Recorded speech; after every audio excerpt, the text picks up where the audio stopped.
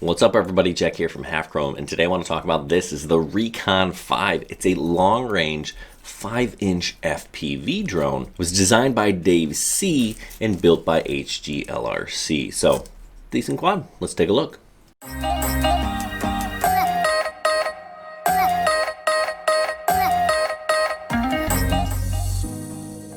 Okay, so this is a long-range 5-inch quad, and I felt it flew a lot like my 4-inchers. The difference being, obviously bigger motors, bigger propellers, you can carry a little bit more. So if you wanted to use a full-size GoPro, you could. I actually used the naked GoPro mount and kind of jammed in my SMO 4K camera, which is, it works. So we're looking at 2004 3000 kV motors.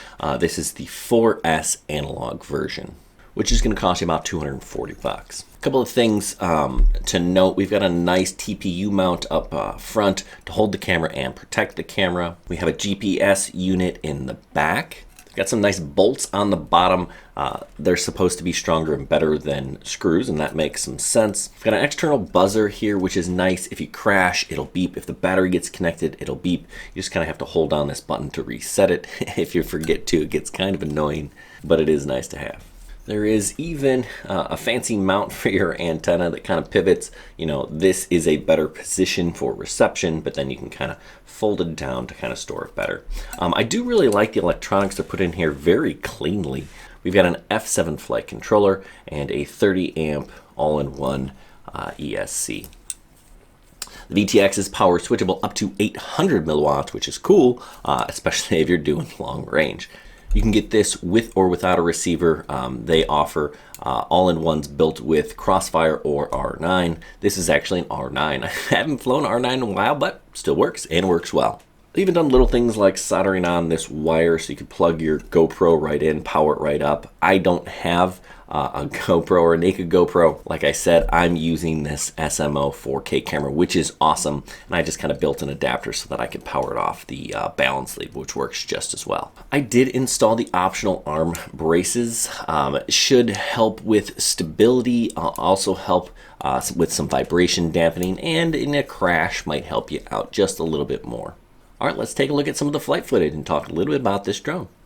Okay, so let's talk a little bit about this drone. So first of all, it is less than 250 grams, like 230, 235-ish, depending on what accessories you put on there. But that's not including the battery, right? So once you add any sort of battery, it's going to be over 250 grams. So you have to keep that in mind. Now, being a 5-inch drone with some bigger motors, you can carry a full-size GoPro, and that's pretty nice. But naked GoPros and these SMO cameras work pretty darn well, right? So I don't know. In terms of like long-range flying, I don't know that, that's not my cup of tea. But maybe it's yours. In terms of performance, I was actually expecting it to perform a little bit more like a freestyle quad than my 4-inch drones, and maybe it does just a little bit, but it's not a ripper by any stretch of the imagination, right? So yeah, it's basically like a 4-inch drone, but it's going to push you past the 4-inch long-range drone. But it's going to push you past the 250 gram limit. So you got to keep that in mind. Now, if you really want to carry a full-size GoPro, then yeah, sure, this is a decent option. Now, you could get a flight time of up to 25 minutes if you're using the 18650 lithium-ion packs. But again, you're going to lose some performance over, kind of a standard lithium-ion battery, right? I was running 850s and 1100 standard 4S batteries with this guy, and I did like the way that it kind of performed on those. I prefer them to the lithium-ion 18650 packs. Those are more for slow cruising. Now, this isn't, again, like I said, a ripper, and it's marginally better in terms of performance than a 4-inch long-range drone, but you lose the ability to get this under 250 grams. So if that is important to you, you have to keep that in mind.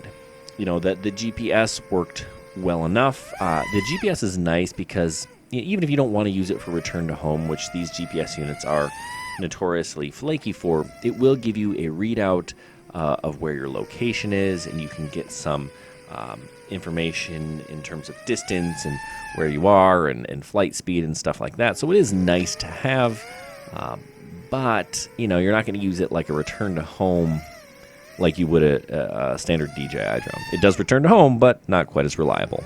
Hey, so hopefully this was helpful. If it was, check us out on halfgrown.com. We've got all sorts of social media that you can follow. We'll give you updates from time to time on what's going on the channel. Make sure you check out our Patreon if you want a free drone or insider info. Good luck, everyone, and happy flying.